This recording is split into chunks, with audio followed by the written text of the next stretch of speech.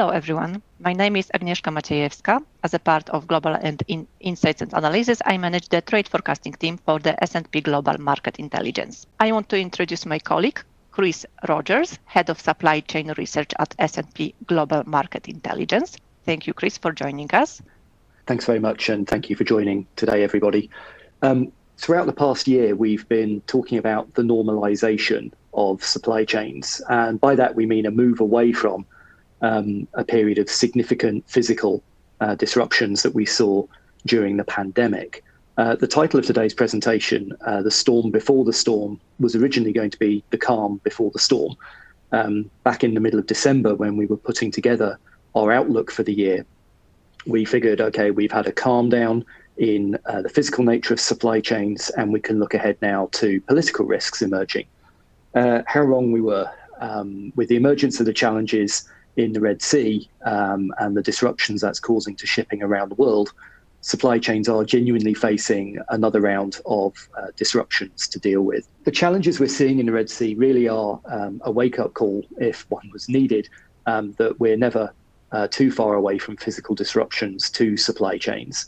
The new round of disruptions that we're seeing were initially caused by Israel's war with Hamas and the Houthi regime in Yemen looking to effectively support Hamas by disrupting shipping. But we believe that it's potentially going to go a bit beyond that, with the Houthis also looking at their own domestic political position.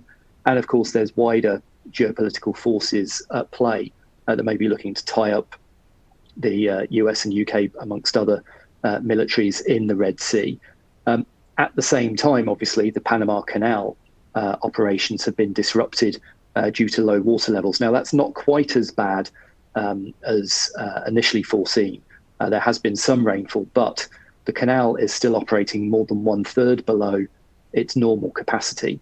And as a result, a lot of the shipping companies who are hoping to avoid the Panama Canal by going through the Suez Canal to supply the Atlantic Basin from the Pacific Basin are now having to also go around the Cape of Good Hope. So that's effectively bringing a whole new need to redesign some of the networks. Now, in the short term, we're seeing higher shipping costs really have bounced up. So it's around $4,500 per 40-foot equivalent unit.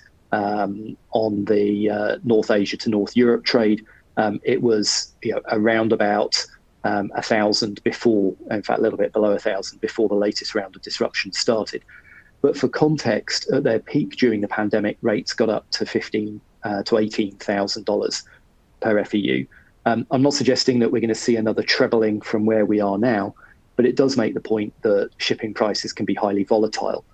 Part of that is because of a reduction in effective capacity on the network, so boats having to take longer to get to where they need to get to. And it also reflects the fact that we're starting to see equipment be out of position. So effectively, containers that are required to be shipped back to Asia are spending longer on the network than they need to. And that's one of the reasons why we've seen two of the shipping companies start to run empty retrieval services, and we may see more of that.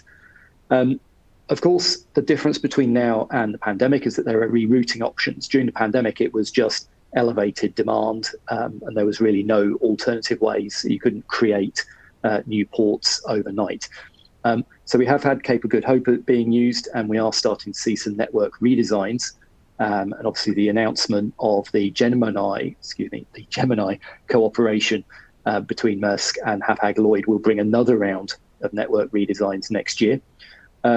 We're also quite excited about the possibility to see more rail shipments, whether that's using shipments into the US West Coast to go to the East Coast, or Asia-Europe routes via Kazakhstan. We've just published some research on that topic as well.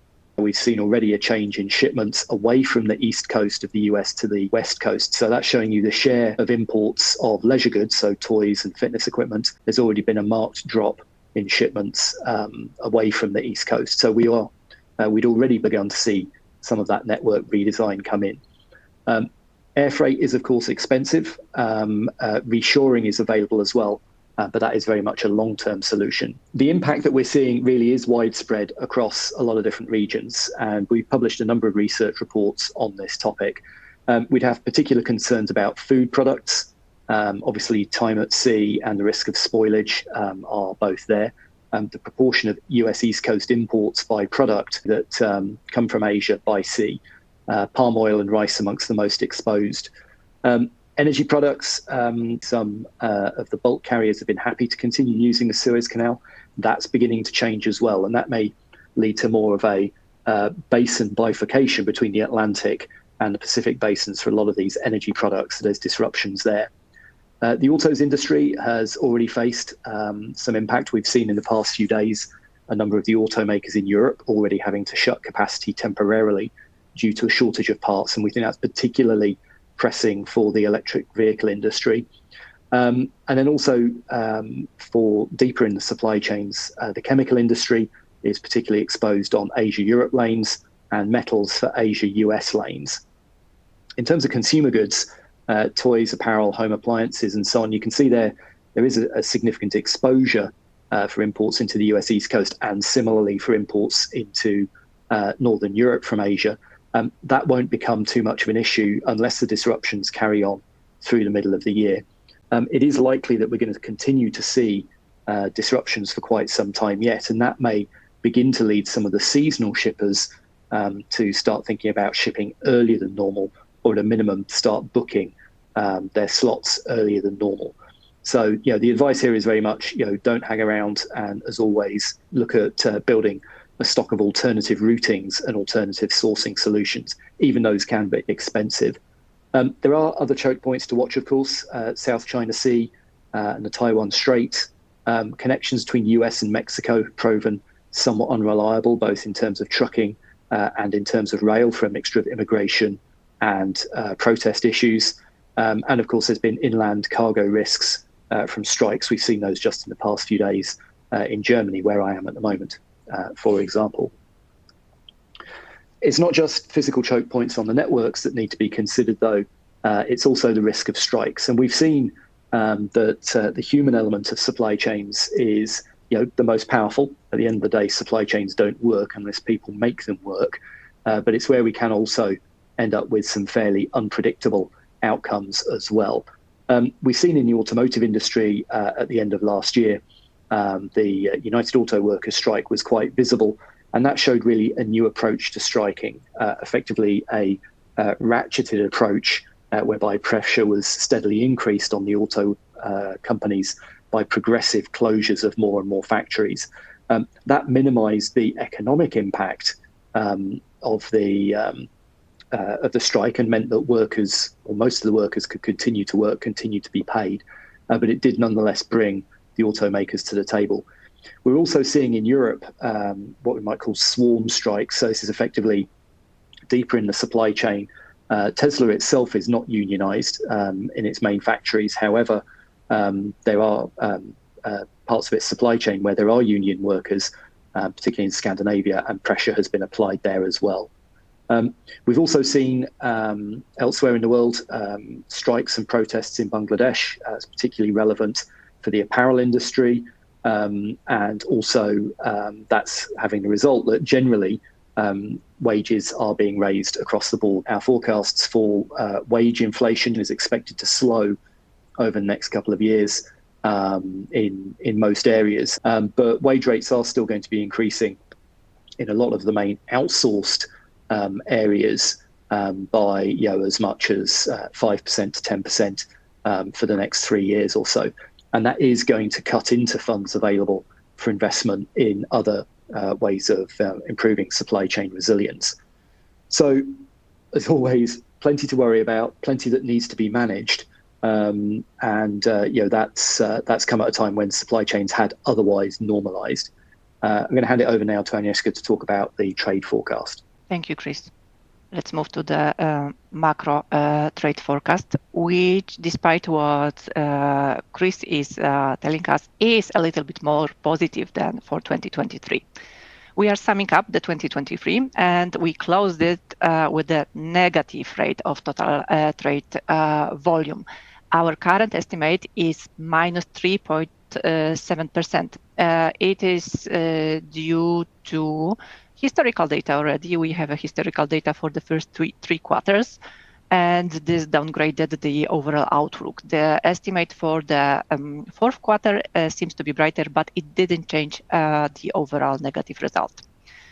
But our forecast is more optimistic for 2024, and it amounts around 2.7% in plus. It is even higher than a quarter ago because we estimated it to be around 2%, but it is still not showing great expansion, rather slow and steady growth in the long run.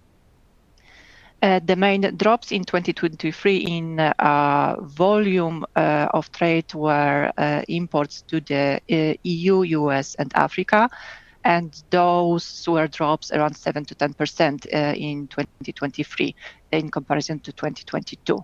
On the export side, still Russia and Belarus noted biggest drops in exports, but the European Union and US also resulted in negative. This should brighten up for the EU and US in 2024. Now, let's look at particular sectors.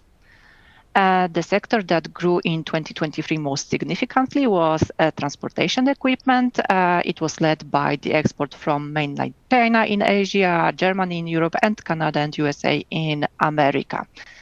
This is forecasted for the next quarters to maintain like this. And the declines in 2023, some of them will, in our opinion, persist. Some of them have a chance to brighten. So mainly vegetables, in which crops, wheat, rice, and corn, as well as cotton. The exports declined in Americas, Asia, Europe, and Africa. Similarly, what was dragging the growth of trade was textiles. The last quarter of 2023 seemed to be better for textiles, and we are anticipating some kind of recovery in the early quarters of 2024. But for food trade, the outlook is still negative. Due to a couple of reasons, but the new reason is the perishable food is perishable good, and longer time at sea caused by the disturbances in Panama Canal, for example, are causing a threat for that. Now, I wanted to share with you the comparison of the global trade forecast for trade between international organizations and SLP Global estimate for 2023 and forecast. The World Trade Organization has halved its growth for 2023 estimate for global goods in trade earlier this year, dropping it to 0.8% from 1.7%. IMF dropped from 2% to 0.9%. And just a couple days ago, the World Bank downgraded its estimates for global trade to 0.2%, and for the advanced economies to the negative minus 0.5%. Our estimate is much more negative. That is because we are already incorporating the historical data for 3 quarters of 2023. The GTAS forecasting data is closer to nowcasting. The current estimate is minus 3.7%. Okay, and now let's hear about the impact of politics on supply chain from Chris. Yeah, thanks for that. I think it's an important point that we'll kind of come back to. Just, trade is recovering, but growth isn't stellar. And what that basically means is if you're involved in global trade or supply chains, you're going to have to deal with a relatively low growth scenario whilst also managing a widening set of risks from a number of different areas. On the political side, one of the general things we've been looking at, along with our other colleagues across S&P, is really a continuation of this re-emergence of protectionism in all forms. One of the challenges here is that the only thing you do know right now is that there's a lot of political uncertainty because of all the elections that are going on. In 2024, there's 70 elections going on around the world. whether that's the European Parliament, US general election, possibly a UK general election. And those really do generate quite a lot of planning uncertainty. And of course, the elections happening now and in the coming quarters will continue to generate policy volatility going into 2025. And I think that's particularly the case for the US presidential elections, which happen in November. We won't necessarily see the policy impact of that until well into 2025. We've also seen an increasing blending within policy of national security and economic considerations. A lot of the trade restrictions that have been put in place are quite often put there under the banner, if you like, of national security. More often than not, though, there is also an economic side to it. So if we think about semiconductors, that's partly national security, partly about trying to bring high-value jobs back to the US, EU, wherever. And that blending is difficult to handle from a planning perspective because it means there's a lot more constituencies at play when it comes to setting trade policy than there might normally be. Good news, I'd like to try and chuck in some good news occasionally. The good news is that there may be some new trade deals coming along. Whilst the EU failed to deliver its deal with Mercosur, there's always the chance of a reboot. The EU's potential steel deal with the US, the Global Sustainable Steel Agreement, again, that hasn't happened. And that really does show the complexity of getting some of these deals done. However, the EU did complete its deal with Kenya, and we're looking forward to that getting ratified probably after the European parliamentary elections. In case of the UK, there's a lot more post-Brexit trade deals to come. Whether these are any better than the trade deals that the UK could have signed as part of the EU is largely a moot point. What we do know is that the forecast for UK export growth is weaker than it is for the EU. The CPTPP members as well. Obviously, the big potential trade deal for the UK is to join the CPTPP trade deal, which includes Japan and other members across Asia. But that comes off the back of a period of extended downturn in exports from the UK, really lagging most of the rest of the world. So it's quite important for the UK to get those deals signed. We're also seeing the emergence of, and we'll continue to see the emergence of kind of more interested parties deals. What we mean by this is they're not formal trade deals. They're rather kind of arrangements of convenience expressed through a series of smaller areas, perhaps specific to data sharing, to specific industries. Critical minerals has been an example of that, where we've seen kind of pseudo trade deals be announced. The Indo-Pacific Economic Group, pushed by the US, the India-Middle East corridor that's being promoted, but has obviously run into issues with conflict in the region. Those are the kind of deals where you don't necessarily get a big flashy signing of a deal, but you do get kind of steady move towards liberalization of trade over time. We also have the World Trade Organization's 13th Ministerial Conference to look forward to. Really the WTO needs reform in its appellate process, in the appeals process, to ensure that it can work adequately as a police person for trade. I wouldn't be overly optimistic there. So far we haven't seen any of the major parties to the WTO look to push some sort of solution there. Room for some more trade deals to come through. The biggest risk area that we'd be focused on is rivalry between the EU and US with mainland China. In 2023, that process really was marked by stricter technology export rules and a steady expansion of the coverage of those rules. In the same way that kind of life always found a way in Jurassic Park, technology always finds a way when it comes to trade restrictions. And what we have seen is a change now in the rules on the US side to include this kind of grey zone of semiconductor rules, where effectively the US can pick and choose which chips are banned for export. And I think we're going to continue to see a degree of a an arms race, if you like, with the chip makers trying to find new ways to serve markets and the regulators looking for ways to try and limit it. But that's 2023's story. 2024 is very much about the risk of retaliation. Mainland China already put in place some restrictions on exports of germanium and gallium, mainland China's exports of germanium. Very far from a complete export ban, but we did see a steady downshift in exports overall. Graphite is now being limited, and we saw a big bounce. That's the blue line in exports of graphite from China in November ahead of the new rules coming into place. So a degree of stockpiling there. We would be very concerned about rare earths. So the mainland China government has already started restricting the export of rare earth mining and purifying technologies. And it's also tightened the export license rules for the rare earths themselves. That may force a number of industries, including electric vehicles and renewable energy, to look at the alternative downstream options. So, it's going to take a long time to build out critical mineral and rare earth supply chains in Europe, in the US, and elsewhere.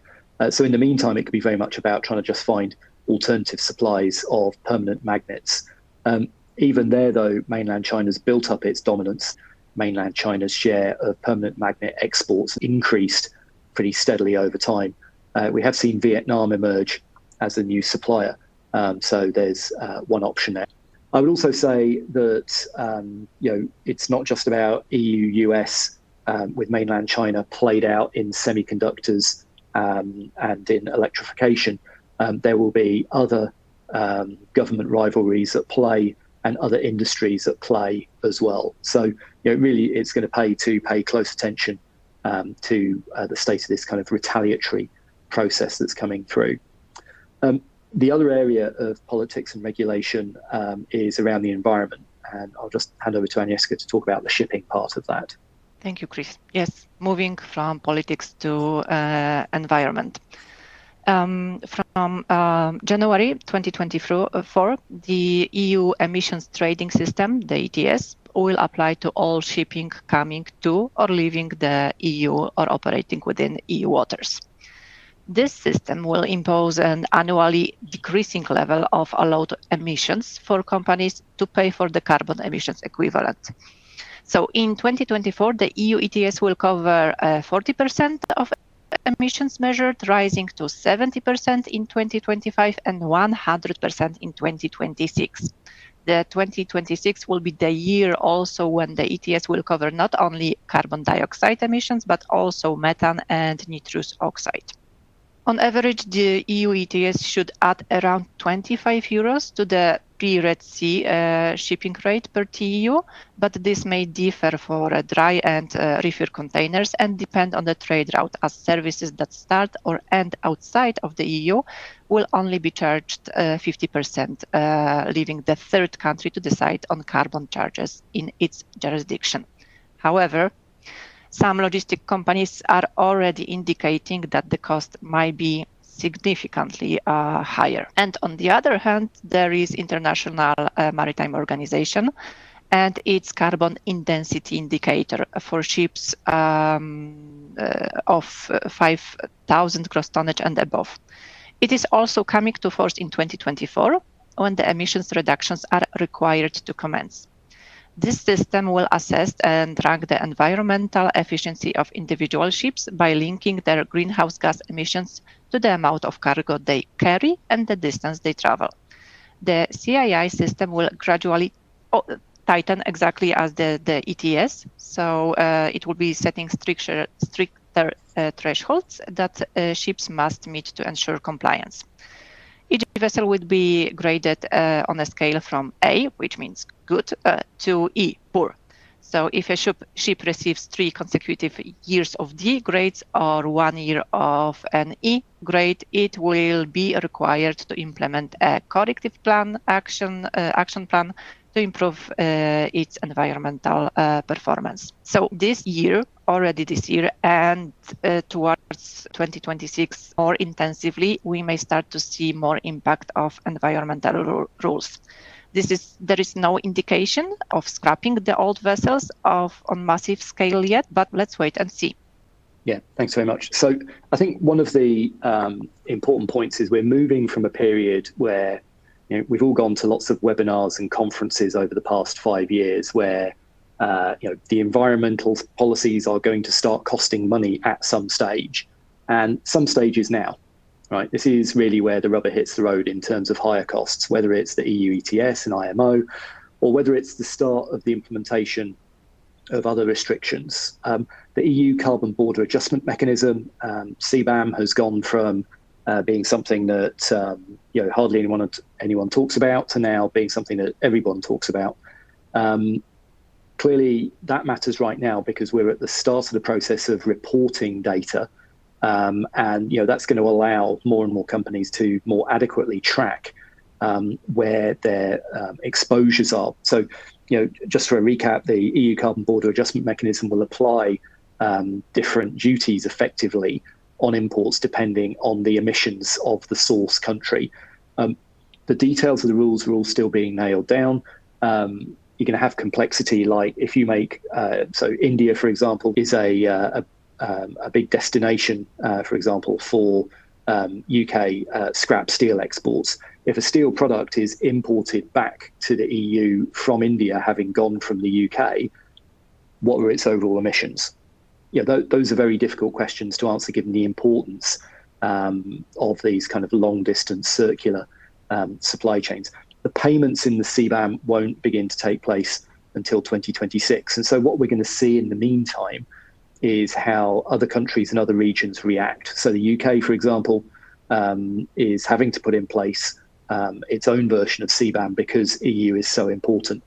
So for most products, it accounts for at least a half of UK exports, as a consequence of which, we do have a UK CBAM, but it's being put in place a year later than the EU scheme. So 2026 steel supplies, we think there's going to be a lot of volatility as supply chains trying to find a new equilibrium. It's also not immediately clear, are these costs going to be passed through to consumers? Is it just treated as another cost of doing business?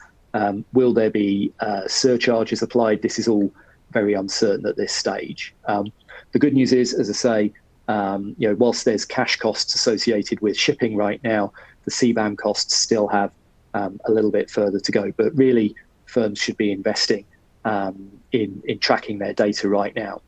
The regulatory load is increasing more broadly as well. We've talked about the EU Deforestation-Free Directive. One of the challenges for exporters from Africa is generally dealing with very small suppliers that may not have the wherewithal to complete the paperwork. So we may see a reorientation of supply chains reflecting that. And again, that's being phased in over time. We've got the EU Corporate Sustainability Directive that requires a lot more reporting. And for all of these areas implied by the EU, we're going to see reactions and frankly, but also retaliations from other countries. Moving from politics to resilience strategies, we've had a question in already saying what are the most important supply chain resilience methods for 2024 and beyond. I think the first point to make is that it's tempting to not spend on resilience at the moment because it's extra costs at a time when companies are beginning to struggle. Generally speaking, manufacturing's under pressure, and as a consequence, when you've got depressed activity, higher costs, higher interest rates, that's going to cut the funds available for investment in resilient strategies, even though with all the Red Sea disruptions, we've just had yet another reminder of how important resilience is. What we're seeing is a preference for strategies that can both cut cost and cut risk, rather than those that cut risk but add costs. In terms of diversification by number of suppliers, on inventory management, more inventories going to just in case, that can cut risk, but again, having more inventories at a time of high interest rates is a difficult trade to make. What we have seen though is it's really something of a cyclical strategy. So a lot of retailers are cutting their inventories at the moment because they had too much in the first place. But as the auto industry have just found in the past few days, running your inventories too low does leave you exposed to short-term disruptions. Reshoring is really kind of where you hit the sweet spot. It can cut your political risk. It can cut your physical risk if you move to a shorter supply chain. It can also cut your costs, again, lower logistics costs, or you can look to shift to a lower cost environment. However, there's no perfect switch here. Moving to different countries or different regions gives you different risks. So you might move away from mainland China to reduce your regulatory burden, but if you move to India, you're picking up higher labor strike risk. If you move to Mexico, you're picking up higher policy instability risk. One country that does look interesting on those risk measures is Malaysia. It's a country that's really developed its semiconductor industry or semiconducting devices industry, including solar PV. And in our research in the coming months, we'll be doing more of the reshoring analyses and looking at countries across Southeast Asia. So to bring all of that together, we are at a situation now where supply chains are facing a new round of physical risk, new round of political risk. Activity is recovering in global trade, but at a slow rate. And supply chain decision makers have got to choose whether to make these resilience investments in a high cost environment. We think they should. Whether they do or not remains to be seen, of course. So with that, the one piece of advice I'd give is don't get cheap on spending on resilience.